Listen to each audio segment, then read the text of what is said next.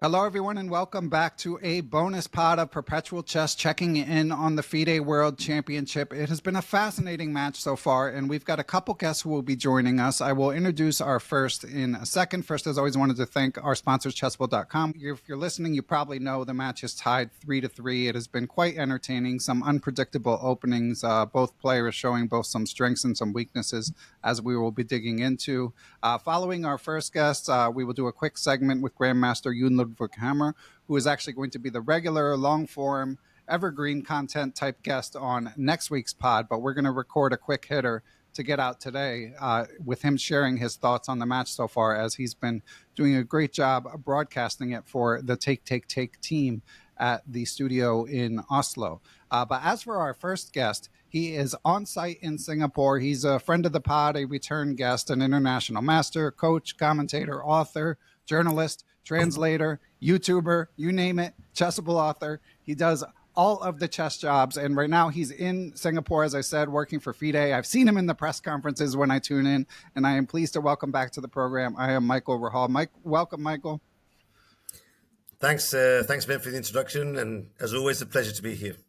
Yeah, pleasure to chat with you about a fun match. It's a little tricky one to cover because of the time zone difference and the holiday season here in the US. So sorry I'm getting this out a little bit late, but excited. But I've been following it, and I'm excited to talk about the match. So Michael, first of all, you've been to a bunch of these as well as other FIDE events in a professional capacity. Could you just tell us a little bit about like what it's like to be there? Are there a lot of people there? Are there a lot of fans attending?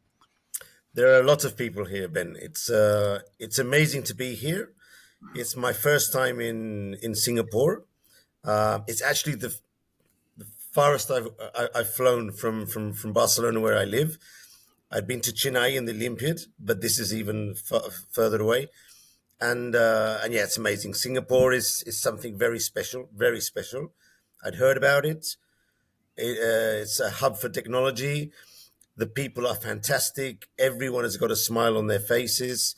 It's quite expensive, but aside from that, it's a very nice place to be in. It's hot, but tolerable. Every now and then it rains because it's in the monsoon season, but even that's more than acceptable. The venue is fantastic, and it's packed with fans every day. They've sold out practically every day, and there's about 400 or 500 spots for the audience. Also, this is a chain of hotels, very, very expensive and nice hotels. And in one of the other hotels, there's a convention center, which is actually where we do the press conference. It's in the next hotel. There's a small 5-minute trip from the venue to the press conference. And in that hotel, there's a huge convention center, and they've got an international tournament going on as well, with more than 40 grandmasters and 600 players. So a bunch of these players also, when they finish their games, they cross over and they come to see the end of the game and come to the press conference. It's packed. There's a lot of spectators, taking into account there's only 2 players participating. So yeah, and it's very professional. It's very nice, very professional and very nice. Yeah, that sounds amazing. I did see some of the events listed. Obviously, like you mentioned, the big tournament going on. They've got training camps from Boris Gelfand. I know Jakob Aagaard was there at some point. So yeah, it looks incredible. And 400 to 500 people, that's a pretty good size turnout. And packing it every day. Now, I'm curious, in terms of, like you say, the press conference is in a different location. Is it a 5-minute walk, or are the players like taking cars to do the press conference after the games? Everything is very scheduled, very professional, and basically the game ends, as you can see. Players are whisked off to the 2 cars they have at each a personal car with security that takes them very fast to the other venue. For them, it's less than a minute. I mean, it's super neat. And most of the press we're in the venue. So what we do is either we go walking. It's 200 meters. I mean, it's very near. But there's also a bus. If someone wants to go on the bus, it's also provided. So basically, as soon as the game finishes to when the press conference starts, I'd say there's about 7 minutes, not even more than that. So it's actually very well organized and very fast. It's working very well. Yeah. That's good to hear. On the FIDE side, Michael, have there been any unexpected logistical challenges? Um, well, the only challenge I'd say, I don't think this is something that is a secret. Where you can see the venue is very professional. It's fantastic. You've seen some photos, you'd be amazed. But the thing is, 3 days before, there was a wedding in that same place. Hmm. So, in fact, the local team had everything planned out. Everything was planned out, but they had to actually construct the cube, the venue, the anti-cheating measures, and all the rest of the zone in basically 48 hours. Oh, wow. That was a challenge, Yeah. but it was a success. They, of course, they guaranteed that would be done, and it's all planned out. And there you can really see how Singapore works compared to other countries. I'm sure in Spain, we'd still be waiting today for the guys to finish. I mean, that was a really big challenge, and it was totally successful. And I mean, you can see the venue now through the photos and through the videos, and it's absolutely amazing. And when they finish the tournament, they would bring it all down again and prepare it for. It's a sort of a banquet, a wedding sort of convention area. So that's the most important challenge, I'd say, from a logistical point of view. And the rest of the event is running very smoothly. Of course, there are other challenges each day for the side events. As you said, Hmm. Gelfand was here with Agard. Also, they're doing simultaneous exhibitions every day.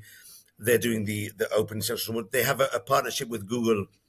We're partnering in the event, and they've got a huge display where you can interact with the different modules, Gemini, all sorts of different things. So yeah, it's actually very professional run, and as far as I know, no other major challenges have been no major problems. I mean, big ones, as far as I know. Yeah. So, sounds fantastic. Well, let's get to the match. So, Michael, I don't know to what extent. Obviously, you're strong and accomplished player and trainer and a chess fan like the rest of us. But you're there in a professional capacity. But are you able to sort of tell us what you thought was most likely to happen going in? Were you one of these people that thought that Gukesh was likely to win fairly comfortably? And how have you been enjoying the games? Games are great. Games are Yeah. great. Some people say they're boring, but I mean, what does boring mean? What does boring mean? For me, they're very interesting games. Every one of them, each Yeah. in its own particular way, and the fact that sometimes there's a triple repetition and one of the two players deviates, that just it's exciting. I mean, it's not boring for me. Of course, we're not seeing huge attack defensive games with sacrifices, but you don't expect to see this in world championships because if someone loses a game in that situation, I mean, look what happened to Gukesh the first day. I mean, he went for Ding's throat with G4. He overextended and he got crushed. So you have to be very careful. These players have to be very, very careful. What did I think? I thought it was going to be, of course, everyone was saying that Gukesh was going to crush Ding-Gukesh. But then I remembered that in Astana, the first few days of Astana, Ding was having a lot of trouble. Remember those photos that you could see him by himself in the room? Yeah. He seemed to be mentally in certain difficulties in Astana. Even so, he tied and then won in the blitz in the tiebreak. So and he was playing against Nepomniachtchi, who's a very very strong player. So even though Ding has not had a very very good year in open tournaments and in his other games, he's still an excellent player.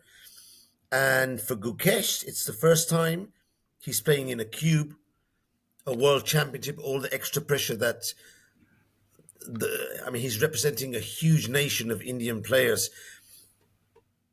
I wasn't sure what was going to happen, and then I saw Ding the first day in the press conference and in the open ceremony, and he seemed a different Ding that I'd seen in the last few months. You probably noticed as well. I mean, he seemed calm, he seemed relaxed, he seemed it seemed he was there, and then he wins the first game. So yeah, now it's 3-3. Now it's tied. I'd say that Ding's had more opportunities than Gukesh on the board. Yeah, it's true. Yeah. But You might think he's not very confident sometimes, yeah. but I think it's very open. I think it's a 50-50 at the moment. That's what I think Okay. now. Yeah, Magnus on one of the take recaps yesterday after Game 6 said he originally had it higher for Gukesh, but now he's down to 60-40. I personally still think Gukesh is a significant favorite, more significant than that. But I'm loving the match, and I'd love to be wrong. I love the suspense of it, and what's particularly enjoyable for me compared to some other matches is I feel like the humanity of the contestants is really on display, their strengths and Yep. weaknesses. Yep. As you mentioned, Ding's propensity to take draws in these positions where other world championship finalists or defending world champions would likely push. You understand, because we all have that instinct if our confidence isn't in peak form.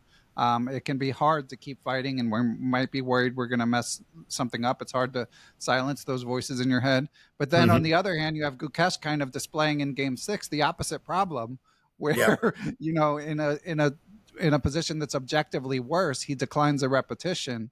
Yep. Um, and both of those are, he's 18, he was the favorite, so that impulse is understandable as well. And both Exactly. of them obviously are double-edged swords, so it sets up for what could be a very entertaining Exactly. finish. And remember, if one of the two players loses a game at any point, that makes things difficult for the other side. Yeah, You can change your match strategy and go for more draws or play more solid. So as we go towards the end of the match, every risk that you take will be much more dangerous. If you mess up, you might not get a chance to get back afterwards. So it's. By the way, remember Magnus against Fabiano? They were the last game. That's Sveshnikov. yeah, Magnus was actually much better, right, and he gave a draw. He wanted to go to the tiebreak. yeah, Okay, to be fair, yeah, he's much better in the tiebreak than Cadwan. At least he was at that moment. But so he didn't want to risk losing that 12th game, and he preferred to give a draw in a much better position and go to the tiebreak. So there's a lot on the line, and a mistake is very costly here. yeah. That's a good point. Magnus is. I love that he speaks so freely about his opinions, but yeah, I remember Kasparov had some outlandish statement Yeah. criticizing Magnus. It's always easy to, no matter who you are, it's easy to That's the criticize when thing. you're the one not playing.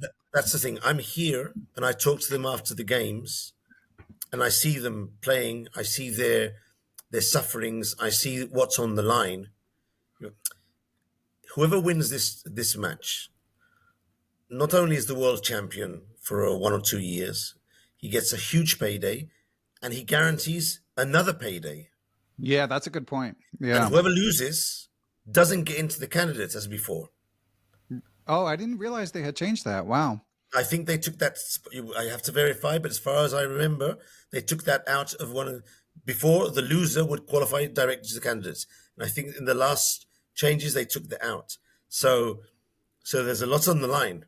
There's a lot on the line to win this, and above all, not to lose it.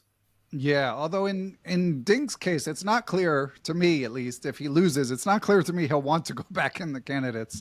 Um, but it's from what we can tell, he seems to be in a better frame of mind. So But hopefully, that's his I'm wrong demeanor. about His that. demeanor makes you think doesn't really matter if he loses. He'll go back to his stuff, play a few blitz games with Rapport. Everything is good.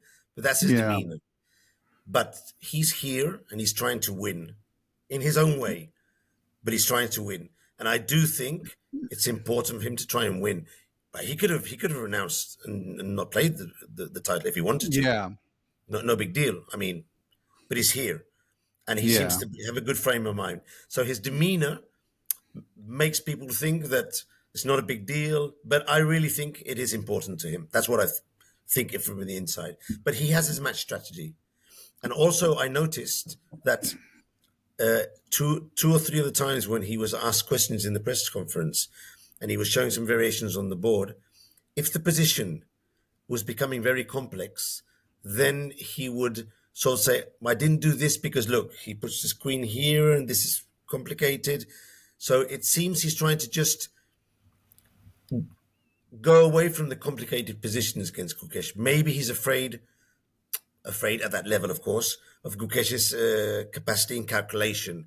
He doesn't want to get into really complex positions. And that's why he maybe goes for a draw. Maybe he goes for the draw, pushing Gukesh to play a worse move because Gukesh wants to play on. So there's a lot of things that we don't really know what's happening here. So Yeah. it's Yeah, hard to it's say. true. Although I will say, like, everyone's saying Ding's chances would go up if it went to a rapid tiebreak. Um, that may be true, just because I consider them to be a closer match, and he did play well against Nepo in the tiebreak. But to me, it's not the same situation as like when Magnus took a draw in a superior position against Caruana, because Magnus, everyone, including Magnus, thought that he was 75, 80% in a Yeah, rapid tiebreak against anyone. yeah, And Ding, even though he's shown better form, like it doesn't take him to, he's not a 75 to 80% favorite against Gukesh. It's just, it might take him from an underdog to, some people would say, a small favorite. I'm not sure I agree with that. But to me, there's definitely a lot of risk in structuring your whole match strategy possibly around around not pushing your advantages. yeah. I agree with you. I agree. I'm amazed, for example. I was amazed during the. I'm gonna say tell you a small story, a small anecdote. So it was about 7 o'clock, 2.5 hours in, and they were playing the rook and bishop with the extra pawn on d3, the pass pawn on d3. And I Yeah. was watching the game, and one of the guys told me, "Well, what do you think about this end game?" Well, I think he'll play bishop to h5, and then he'll play b5, and this might be a draw, but he can press here for a couple of hours for sure. So the guy told me, let's go and get a bite because they're going to be here for a while, and Right. it's going to be a long one. So we went to the restaurant, and we were in the restaurant having a bite.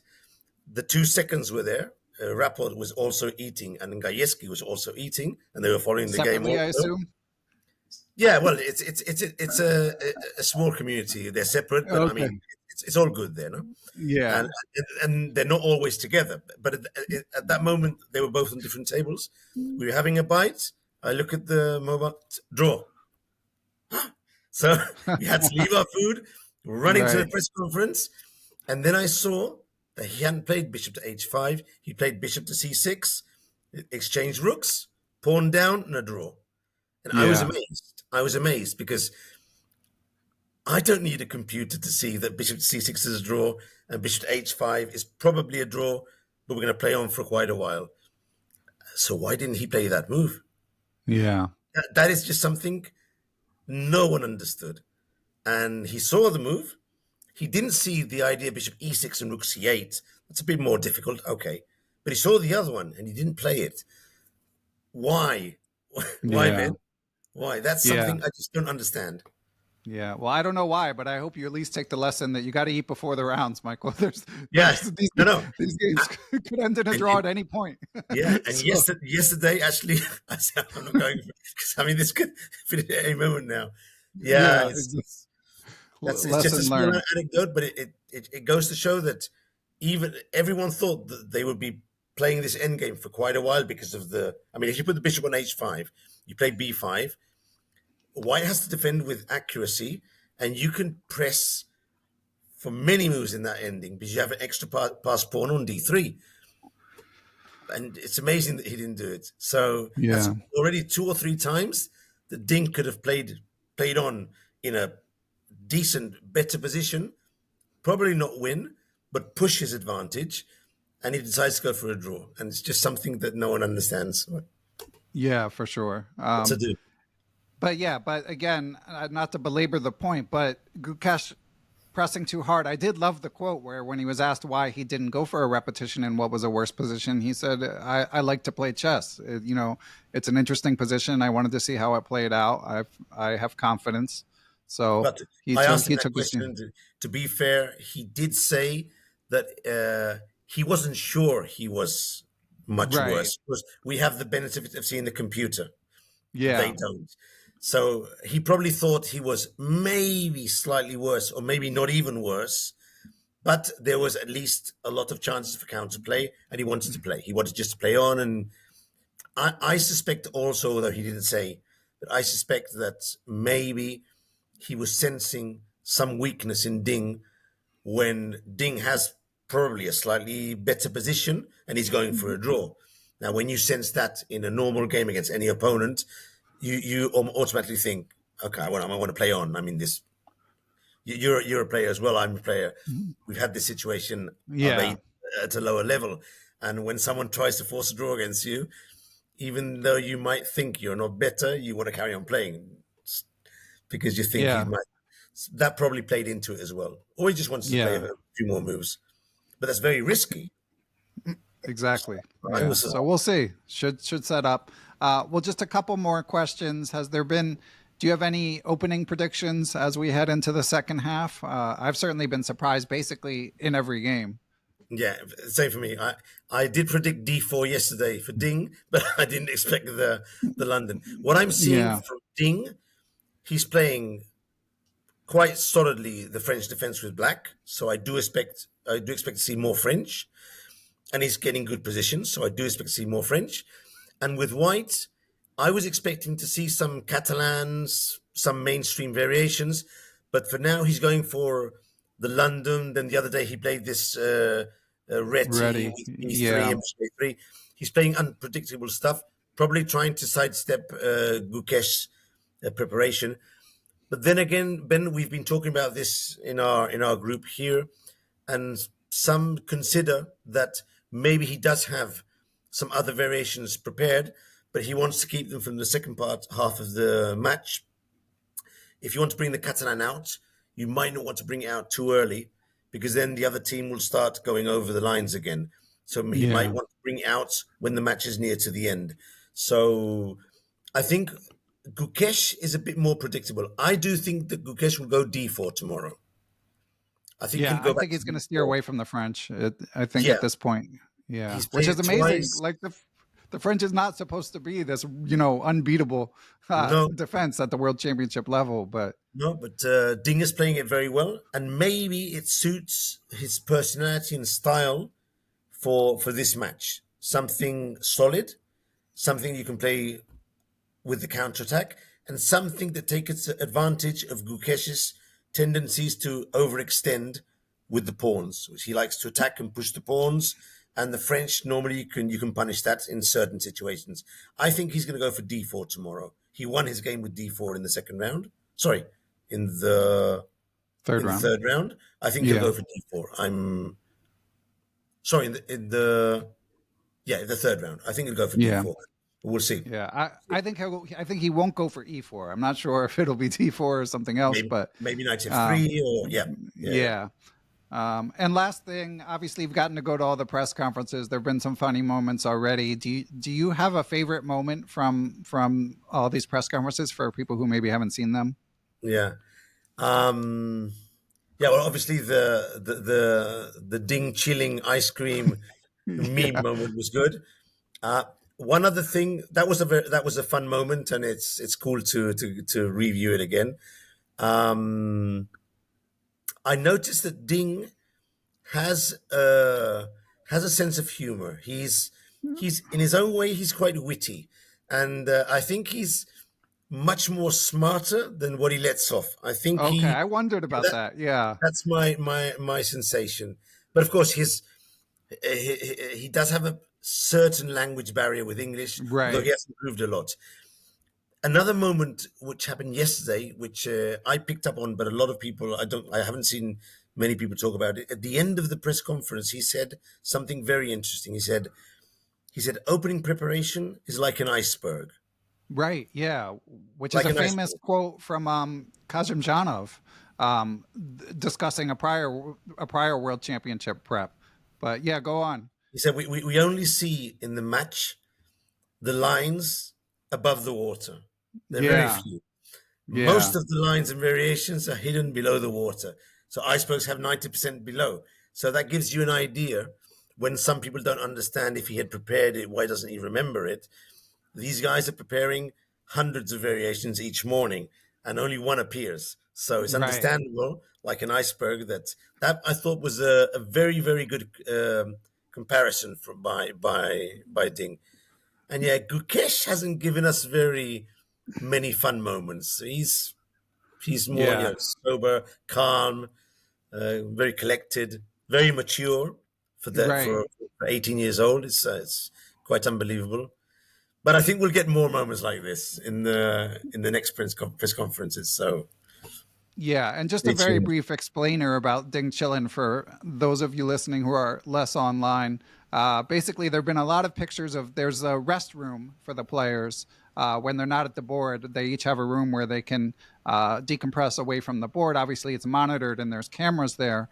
And there'd been several photos of Ding looking very relaxed, eating like bananas and walnuts and brownie bits, and just he has an unusually calm comportment in those pictures. And there's apparently an associated meme that Levy Rosman explained on the Take recap from TikTok in Chinese that I didn't completely understand. But in any event, they asked Ding about it, and his first question to Maurice, who's moderating the press conference, was, "What does chillin' mean?" And to Michael's point, it's like we don't know, is he trolling us? Is he not trolling Yeah, us? His English is pretty good, but not perfect. But yeah. but Now, in any event, of course, I'm sure that's why I'm saying over there the sense of humor. yeah, I think he more or less did understand, but he went with the so with the ice cream in Chinese.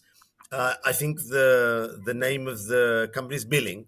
It's like chilling okay, billing, and that's where everything goes, and that's where he said afterwards.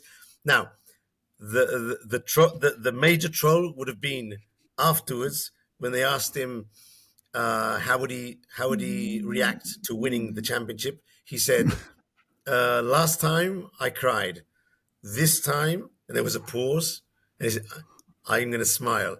Now, when he paused, and myself were in the and as the she said, "This time I'll eat an ice cream." That would have exactly, been a yeah, major troll, but he yeah, good missed it. callback, yeah, yeah, Yeah, excellent, those are fun moments. I've been in the rooms behind, and each of the players has a space where they can sit down. There's a big screen so they can see what's going on the position, and also if the opponent is playing or not. So they can.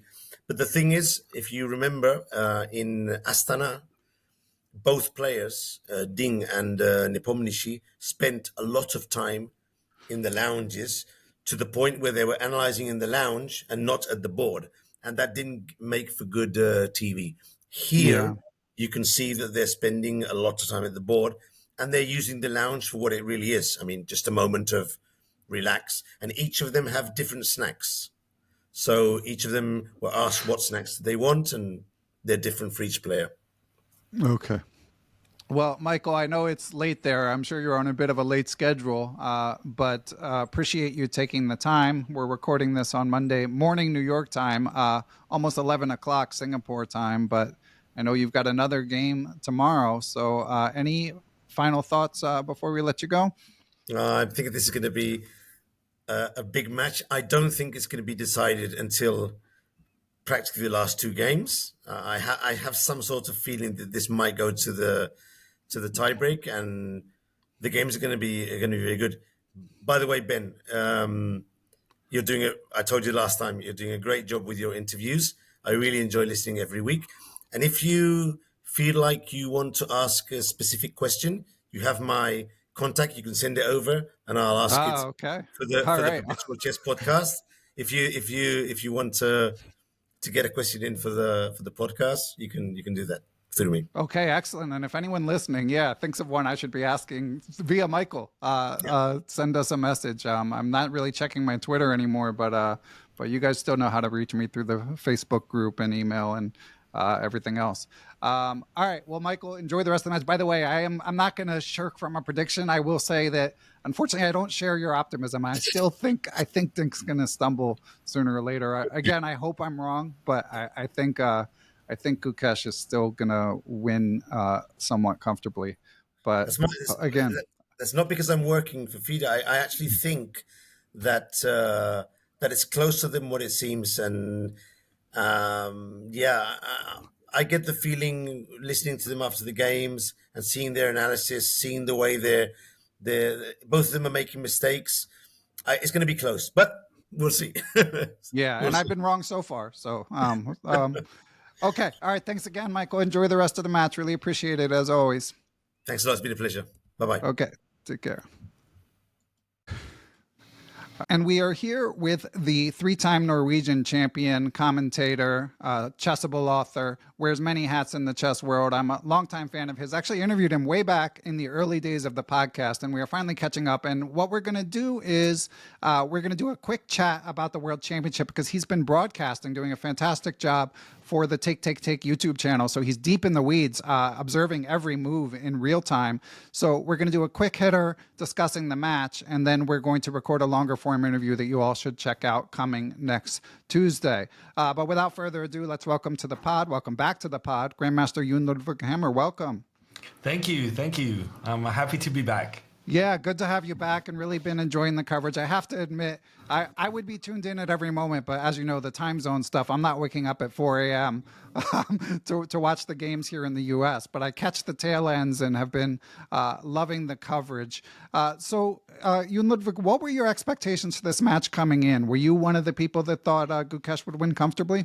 Yeah. I mean, if you by that mean, were you one of the sane people who took into consideration everything that happened in the past year? Ding had shown terrible form. At one point, he missed a checkmate in 2 moves against Magnus in a classical game, which is just... I would be embarrassed falling for that as a 2,000 rated player. Ding was not looking good. Gukesh, on the other hand, comes in, winning the candidates tournament, getting into this world championship very impressively. It's not like the big favorites, Fabiano, Hikaru, Nepomniachtchi. Those guys, they still had a good tournament. It's just that Gukesh was that half point better. So Gukesh was impressive there. Then he took India to the win in the Olympiad. I think logic dictated that Gukesh was going to be a big favorite in this one. And then there's the X factor of the World Championship, of never having experienced this in the past. I think it's safe to say that Gukesh has not played to the level that we expected of him.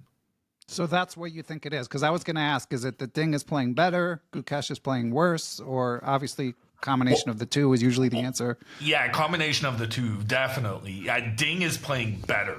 Like, the Ding we're seeing in the World Championship match is way better than the Ding we have seen in the year prior. That was really a requirement for this game to be an interesting, for the match to be an interesting one. And then Gukesh has been disappointing in that Ding is the one generating chances. Right, yeah. Ding is the one who has been closer to something more than once so far. And I think the storyline right now is that Ding is unambitious. He's not trying to maximize his advantages, and people are very disappointed in that, as am I. But it's important that in that conversation, we don't lose track of the fact that Ding, in order to play unambitiously in better positions, you have to get the better positions to begin with. That's a good point, yeah. And Ding has been doing that. He's been doing it with the black pieces. He's been doing it with the white pieces. And something is still wrong with him. Like the fact that he's trying to force a draw in these positions that are somewhat better for him in game 2 when he had the white pieces. He did it now in game 6 with the white pieces. He's not ambitious at all. But he is playing better than Gukesh so far. And if he were to manage to get a win in the next 3 games before another rest day then, so it's everything is kind of like in a bulk of 3 games. If Ding gets a win in the next 3, then I think Gukesh would be in tremendous trouble. Obviously, being down in the World Championship match, not a good sign. But there's also this quiet expectation in the background where Ding is better at Rapid and Blitz than Gukesh, more experienced, been there, done that, beating Nepomniachtchi in the tiebreaks last time round.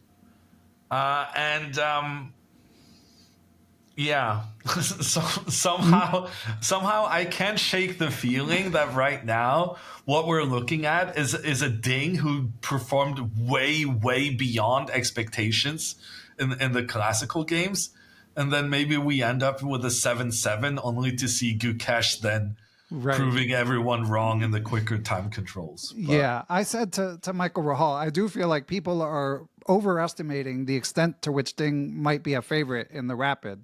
Like, do you agree or disagree? It depends on how we're assessing him to begin with, right? Right. Because if we're saying Ding is an 80% favorite in the Rapid, that's might be overestimating it. Right. But if we say he's a 60% favorite, I wouldn't say that at all. Okay. He's very good at the rapid time controls. He proved that, for instance, during the pandemic with the Champions Chess Tour. He was one of the people who really Magnus feared, which doesn't really happen very often. And Gukesh doesn't play much on the line. He hasn't played much of these rapid and blitz tournaments, and when he did, he didn't really do that well. And I think beyond the playing level in rapid, I also think the fact that Ding has been there before against Nepomniachtchi, that is also like a very big deal. Okay. Well, I defer to you, so maybe you're right. And to your question about, or the point you raised about the probabilities, yesterday, obviously on your Take team, Magnus and Levy have been doing these amazing game-by-game postmortems, kind of like podcast format on YouTube that listeners should definitely check out. And he said that he thought the match, like everyone else or a lot of other people, he thought it was maybe 80-20 Gukesh going into the match. But now he says he thinks it's down to 60-40. I checked the betting markets on Polymarket. It's 62-38. So Magnus is basically right in line. Do you agree with that? Or like, where would you place the probabilities at this point? I find it very difficult because, like I said, Gukesh has not played to the standard we were expecting. Ding is the one who's closer to making something happen. And to then go and say that Gukesh is still the favorite, in some ways it feels wrong. It feels like it was based on the pre-match expectation, which hasn't really come to light. In saying 60-40, he is saying that Gukesh is a better player than Ding, at the very least this year at this moment. And I kind of agree. I agree. But it feels weird agreeing when the most recent developments kind of doesn't speak to that. We're putting so much trust in the Gukesh that that had the amazing candidates performance that was amazing in the Olympiad, but hasn't really been able to show that in the match so far. That being said, in these formats, I trust Magnus's opinion so much. Yeah. Because he's been there. He knows what it's about. He's been the challenger who was the favorite to beat the reigning champion Anand in 2013. And I don't know if he explicitly has said so, but I can only imagine that you actually grow into the match after a while. In the beginning, it's a completely new thing. It's a completely new stress. But as you get into the match, you sleep better. You feel more confident. You feel like, I've done this already now 6 times before. I'm feeling more at ease with the task at hand, enabling Gukesh to kind of show the level he has shown previously this year.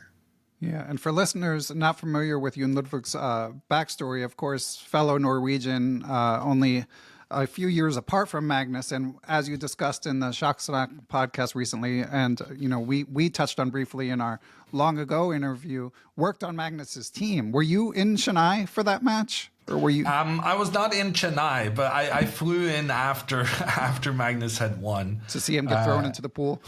Yeah, well, to see him take the championship trophy. Amazing. So that was good memories. Yeah. Well, yeah, but getting back to sort of the match handicapping, yeah, that's always sort of the dilemma in sort of predicting sports results or whatever results. It's always going to be hard, and it often always comes down to parsing different sample sizes. If we look at the 6-game sample size, as you say, why would Gukesh be the favorite? If you look at a year, how could Ding possibly be a favorite? But if you look at 5 years, then it's back to how can you discount Ding? So it's always difficult to handicap. But in a predominantly audio only podcast, for listeners, most of whom are rated below 2,000, what concretely would you say about what Gukesh is not doing here that he has been doing in Chennai and in the candidates? What's missing from his game? I don't feel entirely qualified to answer this 2,700 question. peak player can't even answer. Yeah. The thing is, Gukesh is so young, and he's had such rapid improvement that I don't think he has necessarily.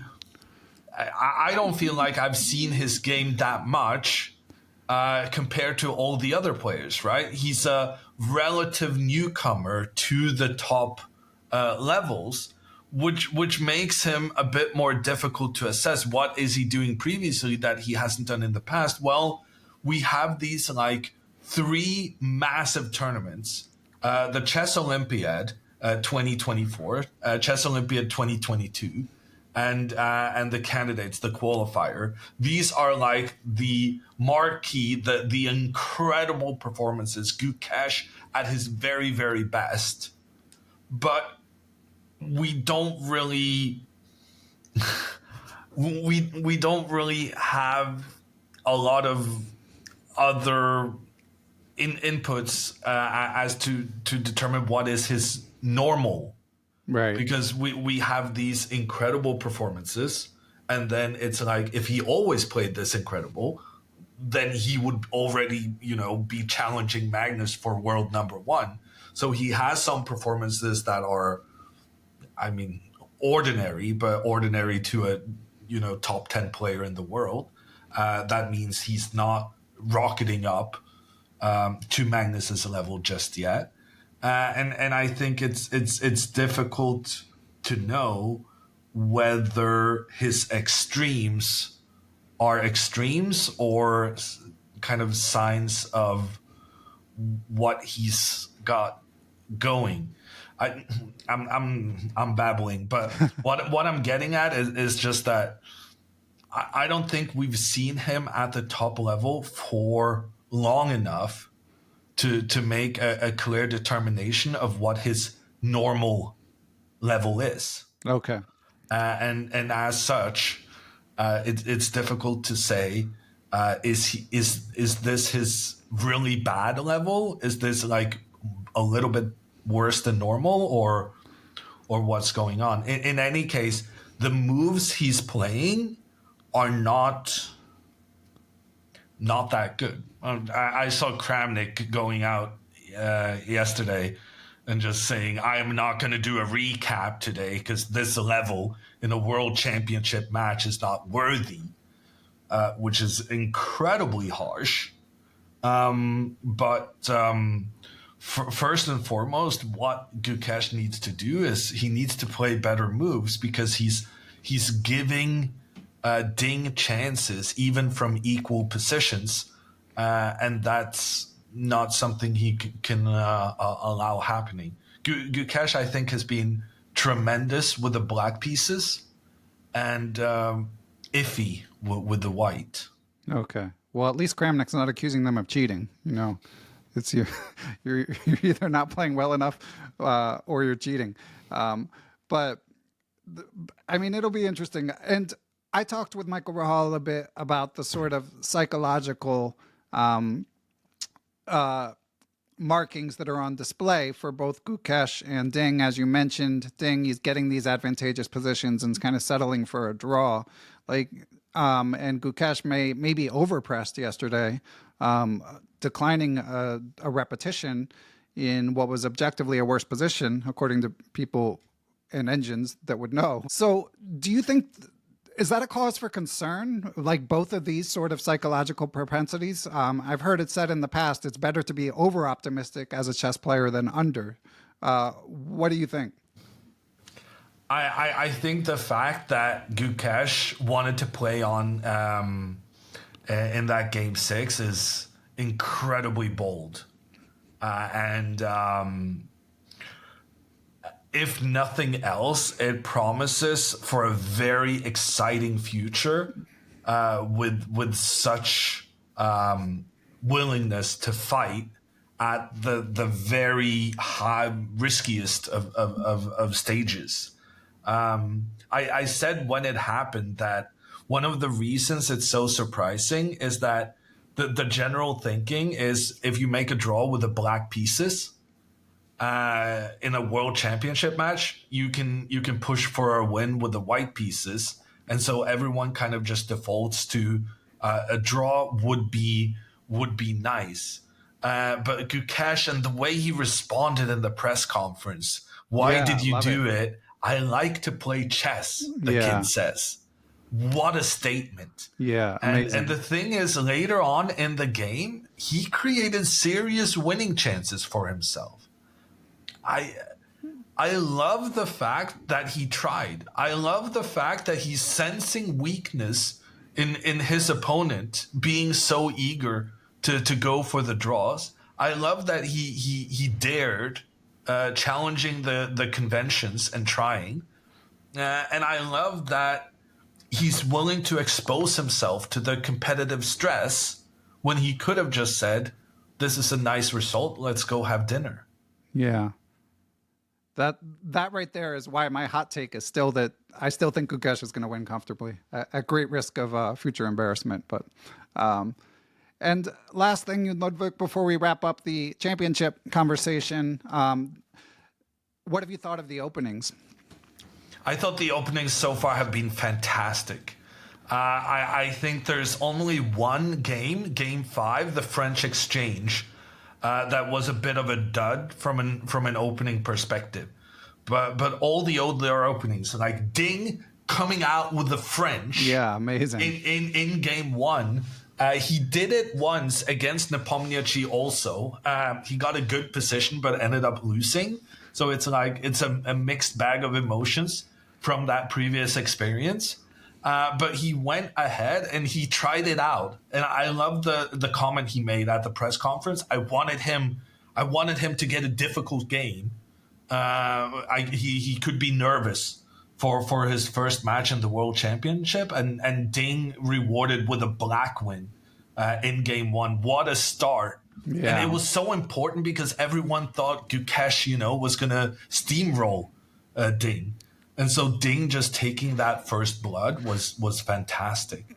And then Ding's approach as white has been a lot more nuanced, but I think I've liked them, and I feel I felt very validated by Magnus speaking after Game 4 that he thought, well, it was a very interesting attempt what Ding had done. Like was that the ready?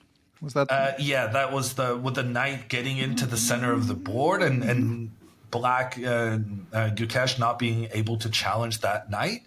I thought that position felt like it had a lot of promise, and it felt like it had a lot of different but unusual plans available. And I don't know if you can ask for too much more than that.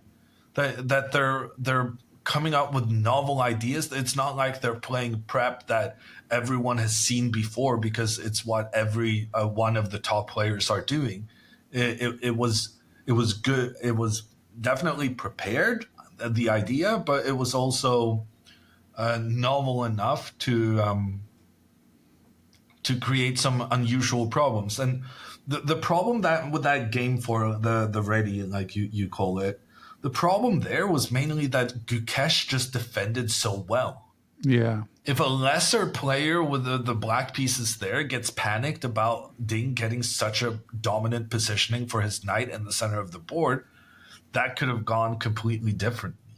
Yeah. And then Game 3, when Gukesh had the white pieces and when we had this early queen trade and the bishop being brave, trying to go after the pawn, and then Ding after being brave, he was stupid not to move the bishop back out of the danger area. But I think the openings have been great. Yeah. And I think I saw something Hikaru commented about how no one would dare to do stuff like this against Magnus. Because against Magnus, they wanted to be more forcing, more direct, try and challenge him with the computer's recommendations. Whereas here, both players are willing to just play a game from an unusual position, and they're not afraid of the other guy. Whereas often when Magnus is playing, everyone is trying to, either I win or I draw directly out of the opening. But I never leave any ground for there being an equal position, chances for both sides, because that's not what you want to do against Magnus. So, no, I think the openings have been great. And even the one that was the dud with the exchange French, like Ding ended up getting an advantage there. And also the fact that Ding repeated the French. Yeah, that was a surprise. A second time. Yeah. It's very clear that Gukesh's team didn't really see that coming. And that they had just said, well, if he repeats it, we don't think he's going to do that. But if he does, you just play something calm in the exchange French. Yeah. And I'm expecting Gukesh to abandon the king's pawn. That's what Michael said as well. So you don't think there's obviously your chessable course is about the French, geared towards beginners, but nonetheless, like and I saw one of your games was referenced in one of the white French games as well. So you don't think there's any fertile ground, any winner or advanced or anything that no, the can French try? is super exciting, and the French is incredibly risky for Ding. I said this for Game 1. I may have used the word dubious instead of risky, which is maybe a bit inaccurate. But the French at that level was a bold choice. And it was a risky choice, but Gukesh, who, as I understand it, is primarily a queen's pawn player, he's already kind of maybe not completely within his comfort zone, and then Ding is just playing something that creates difficult circumstances for both players. The reason I don't think the French is coming again is because Gukesh didn't have anything planned Right. for his second attempt. Yeah. And then I'm like expecting, but then maybe Gukesh does the unexpected and plays it yet again. But it's very clear that Ding has put quite a bit of time into that opening. And it's also very clear that Gukesh's team didn't really have that many ideas. So if they're now scrambling during the match to come up with new ideas in the French is such a tricky opening that can be a bit of a dangerous endeavor. Okay. Should make for an interesting second half of the match. Well, Jon Ludvig, we should get to our longer form interview, which listeners should tune into next week. As we wrap up this conversation, do you have any predictions, any hot takes to look for in the second half of the match? And of course, listeners can tune in on the TakeTakeTake YouTube channel to Grandmaster Hammer's coverage. I don't think any hot takes. 60-40 in Gukesh's favor. If Mr. Carlsen says that, then I refer to the master. Okay, I'm going to die on the hill of 70-30. What does Carlsen know about chess? But thank you, and again, listeners can hear the rest of the conversation we're about to have next week. But thanks for checking in. I know it's a busy time for you.